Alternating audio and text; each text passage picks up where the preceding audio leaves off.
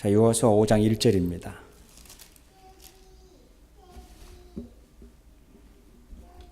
여호수아 5장 1절.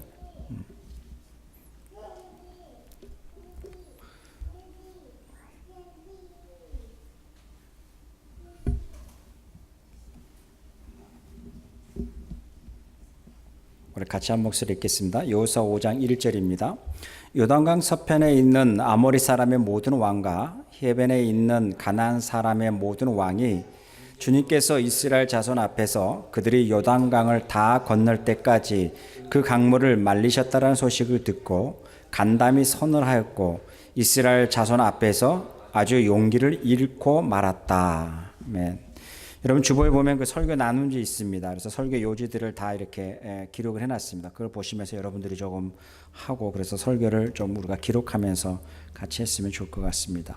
여호수아는 우리가 전체적인 것을 흐름을 보려고 하는 거기 때문에 챕터 투 챕터 그냥 계속적으로 이렇게 넘어가려는 그 흐름을 보려고 합니다. 그래서 강의 중심이 아니라 전체적인 이 여호수아를 통해서 하나님의 역사에 어떻게 주관하고 인도하셨고 그 다음에 그 선택된 백성들이 그 땅에서 어떤 삶을 살기를 원하시는가는 하나님의 목적과 의도를 우리가 발견하는데 거기에 대한 초점을 맞추기 위해서 여호수아를 지금 강의하고 있습니다. 그러니까 여러분들이 오늘 본문은 이제 5장과 6장의 전체적인 내용을 같이 지금 하려고 합니다.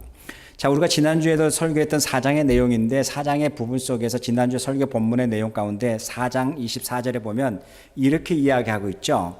그렇게 하신 것은 뭐냐면 요단강을 건너게 하신 것은 그 뭐예요? 땅의 모든 백성이 주님의 능력이 얼마나 강하신가를 알도록 하기 위함이다라고 이야기합니다.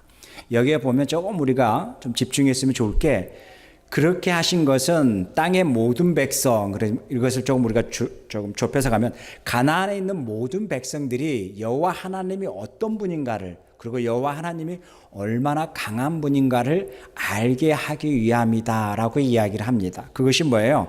요단강 사건, 홍해 사건, 이 두 사건을 통해서 하나님의 의도와 목적이 무엇인가를 뚜렷하게 설명하고 있는 것이 오늘 본문의 내용과 그 다음에 지난주의 본문의 내용입니다. 자, 우리가 성경을 보면서 두 가지 우리가 렌즈가 필요한데요. 첫째 렌즈는 뭐냐면 하나님의 그 백성을 향하시는 하나님의 의도와 목적이 있습니다. 그래서 여호수아를 보면 여호수아에게 이르시되 여호수아에게 말씀하시되라고 하면서 하나님의 당신의 백성에게 말씀하시고자 하는 의도와 목적들을 설명하고 있습니다. 그와 반면에 또 다른 부분이 있습니다. 이제는 하나님의 백성에게만 렌즈가 있는 것이 아니라 그 주위에 있는 모든 나라에게도 동일한 렌즈가 있습니다. 그래서 그 하나님의 어떤 분인가, 이스라엘 백성들이 섬기고 있는 그 하나님의 어떤 분인가를 뛰어넘어서 모든 백성들이 그 이스라엘 백성들이 섬기고 있는 하나님이 어떤 분인가를 알게 하는 것이 목적이라는 거예요. 여기서 알게 한다라는 것은 단순히 안다, 널리지의 그 안다의 의미가 아니라 하나님이 어떤 분인가를 그들이 인식하고 있다라는 부분인 거죠. 그래서 오늘 본문뿐만 아니라 4장 23절과 24절의 부분을 보면 동일한 사건 속에서 하나님이 동일한 목적을 가지고 있다라는 것을 설명을 하고 있다라는 거예요. 자, 여기에서 이제 우리가 두 가지를 생각해 봐야 될 부분이 4장 23절입니다. 23절 한번 읽을까요? 우리가 홍해를 다 건널 때까지 주 우리의 하나님이 우리 앞에서 그것을 마르게 하신 것 같이 우리가 요단강을 다 건널 때까지 주 우리 하나님이 요단강 강물을 마르게 하셨다라고 이야기합니다. 자, 여기서 보면 23절에 보면 40년이라는 시간이 흐름에 비추인 사이가 있습니다. 40년 전에는 뭐 정확한 계산을 하면 한 37년 되지만 그 40년 전에는 홍해를 건넜을 때 어떤 사건이 벌어졌어요? 홍해를 건넜을 때 이렇게 이야기해요. 홍해를 다 건널 때까지 주 우리 하나님이 우리 앞에서 그것을 마르게 하셨다. 물을 멈추게 하시고 그 다음에 바닥에 있는 것을 다 마르게 하셔서 그 백성들이 다 마른 땅처럼 건너게 하셨다라고 이야기합니다. 그 다음에요. 40년 전의 이야기고 지금의 이야기입니다.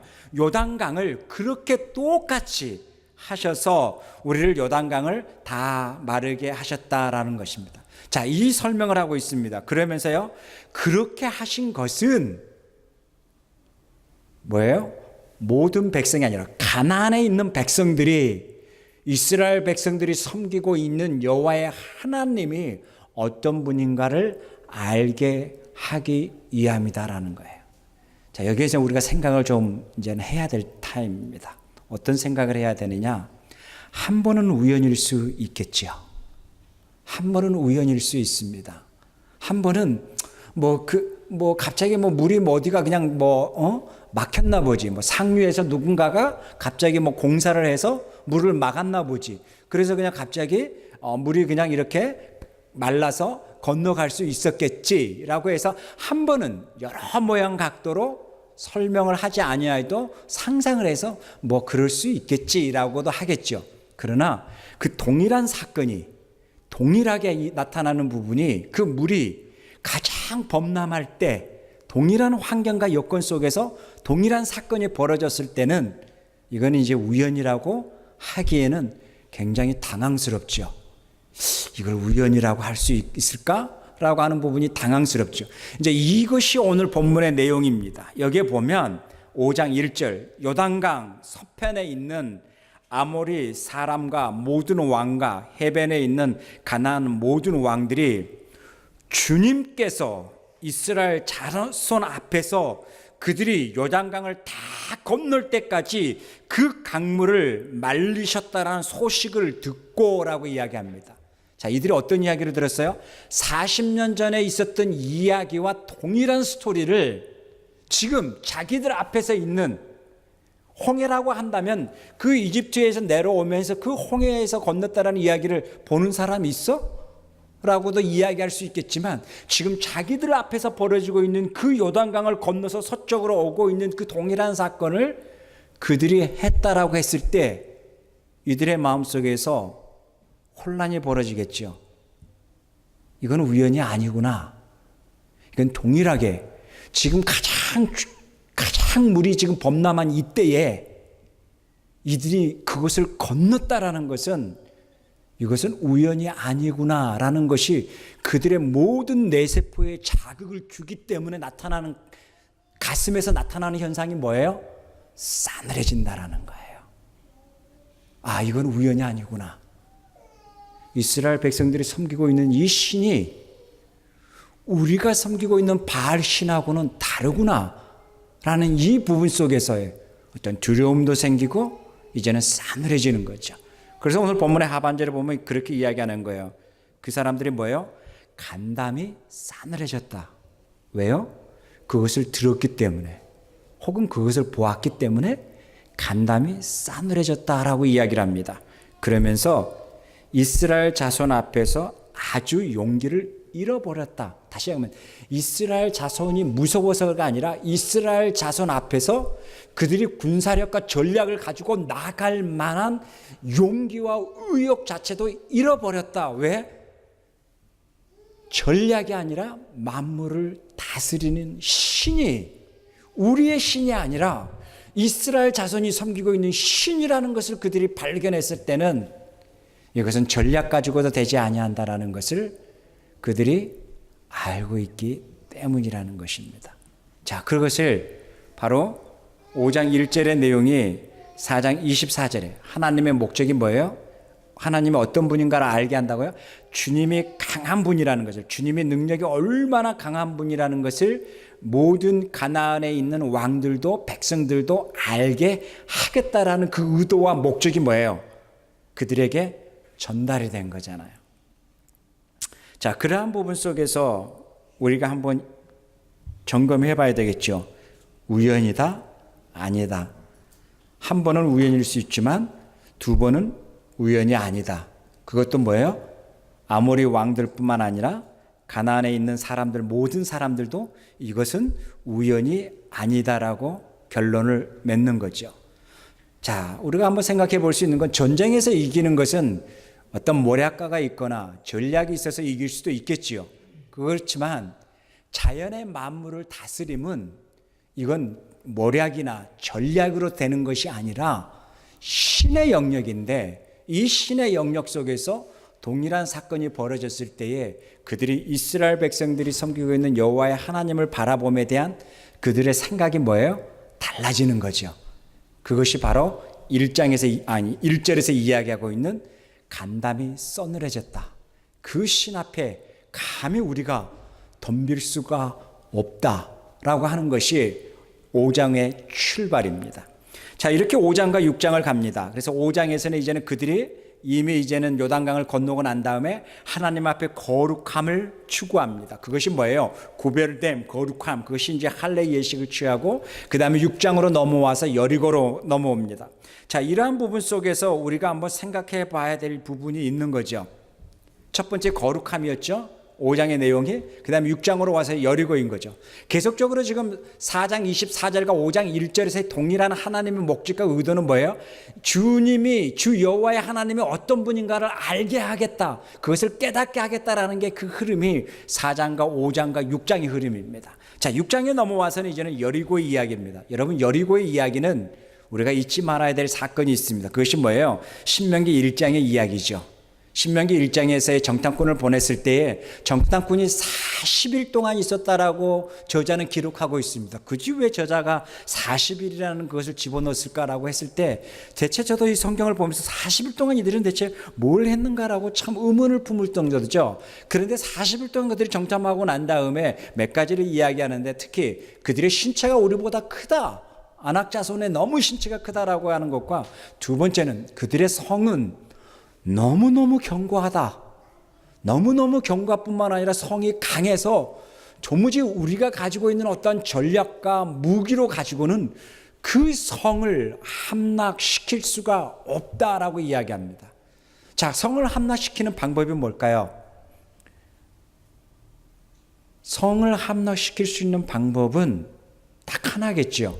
우리가 남한산성에 여러분 김은 작가가 쓴 책을 봤든지 영화를 봤을 때 그 남한산성에 있을 때에 그것을 함락시키는 방법이 뭐예요? 요충이기 때문에 군사력도 힘들고 그러니까 결국 뭐예요? 그들이 큰 대포를 가지고 가서 포를 쏴가지고 그 성 자체를 함락시키잖아요. 동일한 거겠죠. 가나안이라는 그 첫 부분 속에서 여리고 성을 함락시킬 수 있는 방법과 전략이 뭐겠어요? 뛰어난 군사력이 있어야 되겠죠. 그죠? 그 다음에 뛰어난 화력이 있어야 되겠죠.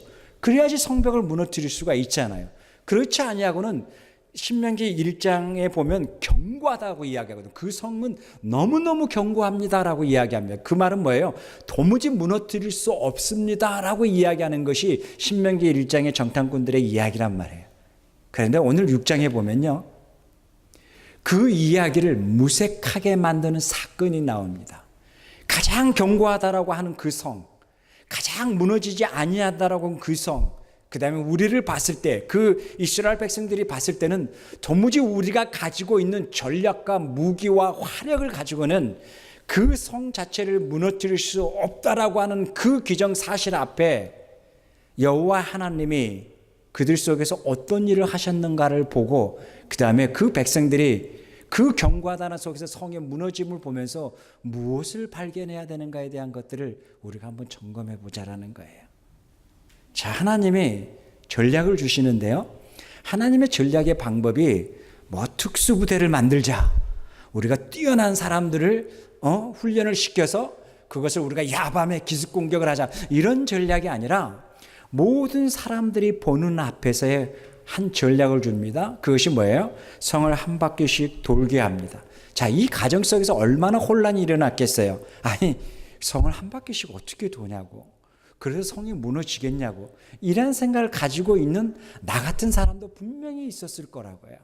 아니, 이게 말이 되는 전략이냐고 라고 하는 생각. 둘째 날도 해봤지만 이건 아닌 것 같아. 셋째 날도 해봤지만 이건 아닌 것 같아. 넷째 날도 야, 이건 미친 짓이야. 다섯째 날도 야, 이건 아니지 라고 생각하는 것이 점점점 견고해지는 사람도 있을 것이고, 그런데 성경은 그것을 분명히 그런 사람도 있겠지만 성경은 그것을 디테일하게 기록하지 아니하고 그들이 성을 돌았다라고 이야기하는 거예요. 그런데 참 재밌는 건 뭔지 아세요? 마지막 날에는 7바퀴를 돌게 하시네요. 그랬을 때에 그 사람들의 생각 속에 어떤 생각이 들을까요? 야, 진짜 이건 아니다 라는 생각이 확신이 드는 사람도 있었을 것이고, 하여튼 다양한 생각들이 있었겠지만 결국 그들은 뭐예요? 그것을 돌았다라는 거예요. 그것을 성경에서는 순종이라고 표현을 하고 있네요. 순종이라고 하는 부분에 그 가정 속에 있는 수많은 내면 속에 있는 자충우도를 성경은 디테일하게 이야기하고 있지 아니하고, 성경은 그러한 자충우도라는 수많은 내면 속에 갈등이 있음에도 불구하고 그것을 하루에 한 바퀴씩, 그리고 마지막 날에 일곱 바퀴를 성을 돌았다라고 하는 그 모든 마지막의 결과의 부분을 가지고 성경은 그것을 순종이라고 표현을 하고 있네요. 그 부분 속에서 그들이 성을 다 돌았을 때에 어떤 일이 벌어졌어요? 성의 무너짐에 대한 이야기가 나온 겁니다. 우리가 이 사건을 보면서 우리에게 많은 생각을 하게 합니다. 하나님 앞에의 순종의 삶이 뭐냐라는 거예요. 하나님 앞에의 믿음의 삶이 뭐냐라는 것이 우리가 요단강을 건너는 사건의 출발이라고 이야기한다면, 6장에 넘어와서는 여리고의 이야기는 그 수많은 내면의 갈등 속에서 요동치고 있었지만은 그것을 묵묵히 걸어왔던 그 시간을, 그 순간을 하나님은 뭐예요? 순종이라고 이야기하고 있네요. 이것이 우리가 히브리서 11장에 보면 믿음장이라는 부분 속에서 우리가 구약 성경을 보면 그 믿음의 사람들의 그 행로에 대해서 이야기하고 올 때 하나님이 마지막에 그들이 이야기하는 그들은 믿음의 실상이었다.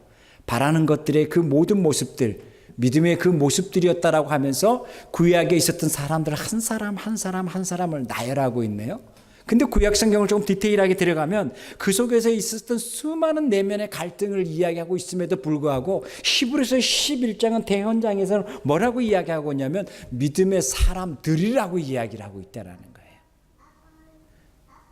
여러분, 믿음이 뭘까요? 이제 이것이 우리들에게인 거예요.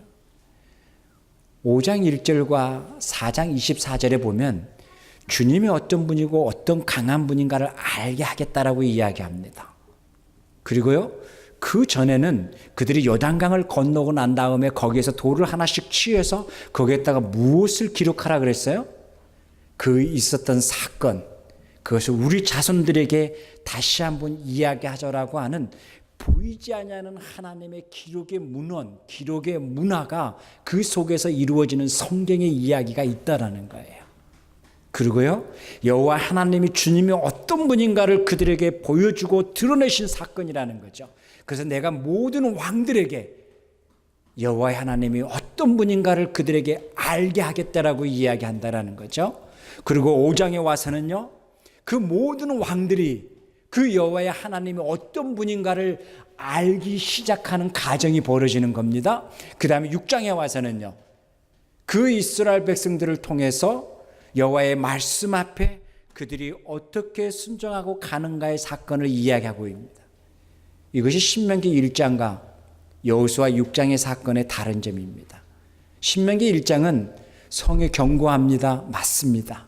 도무지 우리는 그 성을 무너뜨릴 수가 없습니다. 성을 무너뜨리는 방법 1, 2, 3이 있습니다. 군사력이 우리가 월등히 많든지, 두 번째 뛰어난 화력을 가지고 있든지, 어떤 조건이 있어야만이 성이 무너진다라는 것이 합리적인 사고 속에서 가능합니다. 그런데 그런 모든 합리적인 사고를 부끄럽게 할 만큼 딱 한 사건이 나옵니다. 그것이 뭐예요? 여호와가 어떤 분인가를 강한 분이라는 것을 나타내시는데 누구를 통해서요? 당신의 백성을 통해서요. 당신의 사람들을 통해서 하나님이 역사를 진행해 간다라는 거예요. 그것이 뭐예요? 여리고의 사건이라는 거예요. 여러분, 믿음이 뭘까요? 바울은 믿음에 대해서 이야기할 때 이렇게 이야기합니다. 바울이 로마서 10장에 보면 믿음은 뭐예요? 어디서 난다 그래요? 들음에서 난다 그러잖아요.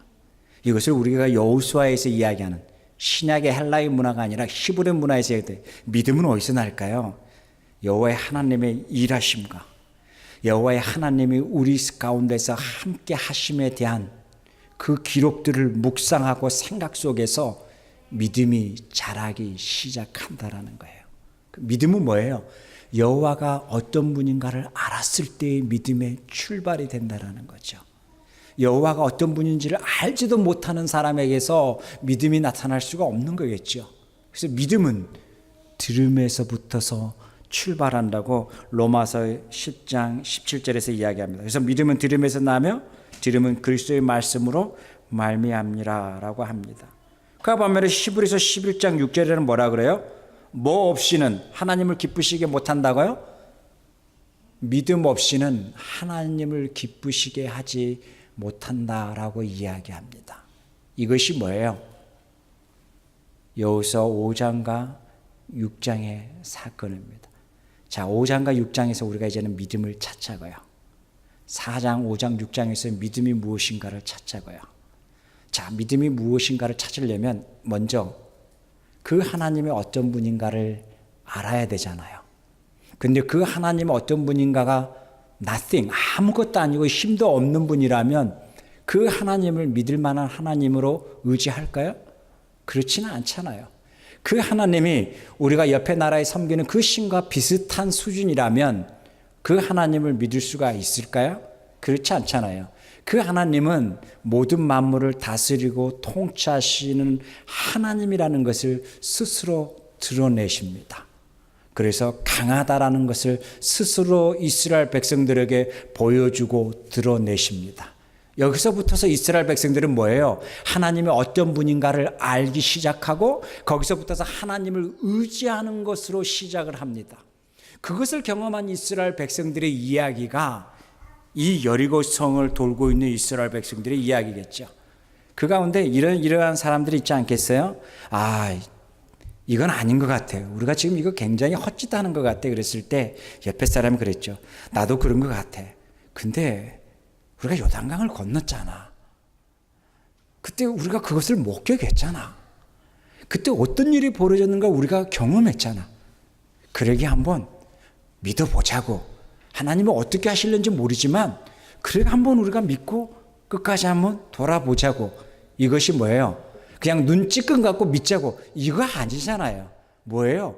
더듬어서 다시 한번 기억하는 거잖아요. 그때 어떤 일이 있었는가?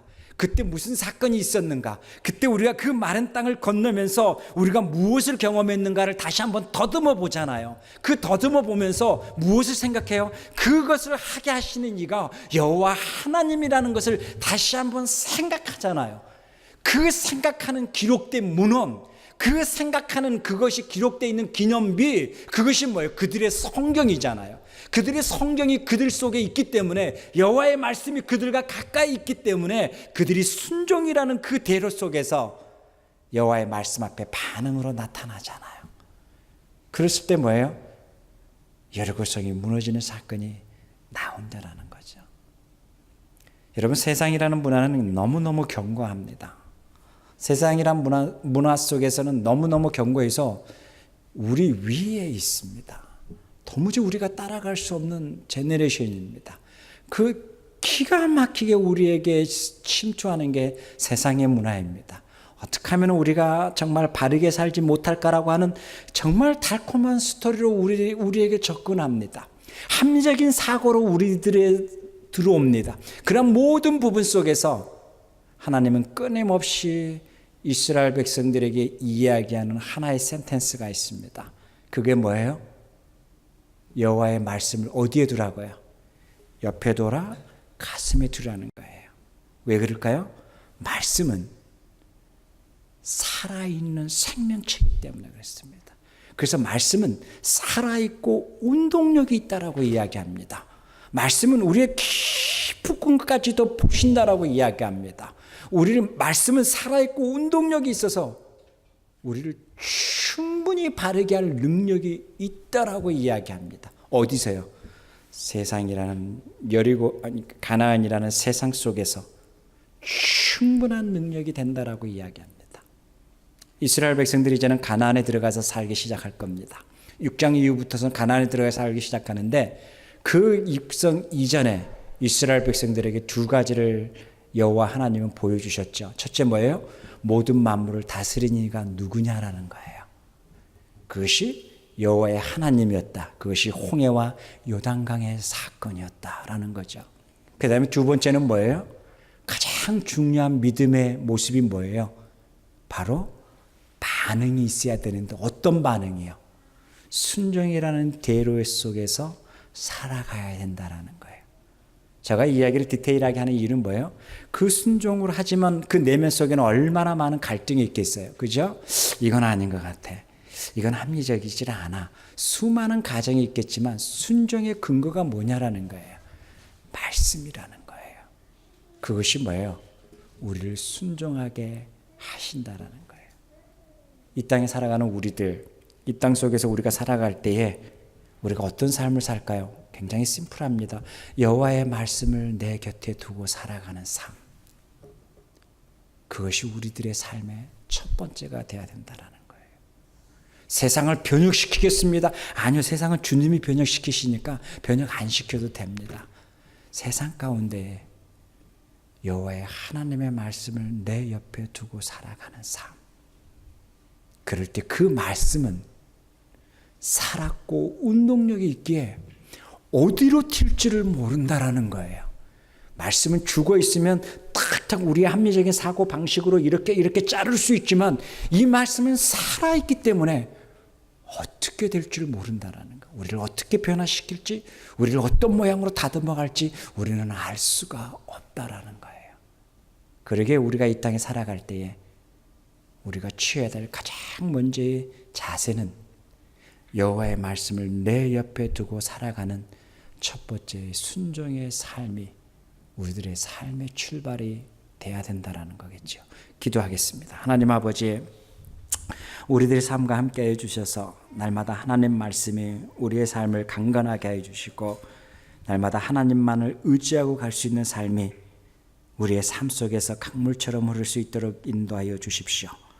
어느 때는 하나님이 없는 것처럼 느껴지고 어느 때는 하나님이 무능력한 것처럼 느껴지고 어느 때는 내 사고가 더 합리적인 것처럼 느껴지고 어느 때는 내 사고가 더 맞는 것처럼 행동할 때가 많이 있지만 그래도 그 주님 앞에 다시 한번 여쭤보고 그 말씀에 비추어서 우리의 삶이 바르게 가고 있는가를 한 번씩 점검할 수 있도록 인도해 주시기를 원합니다.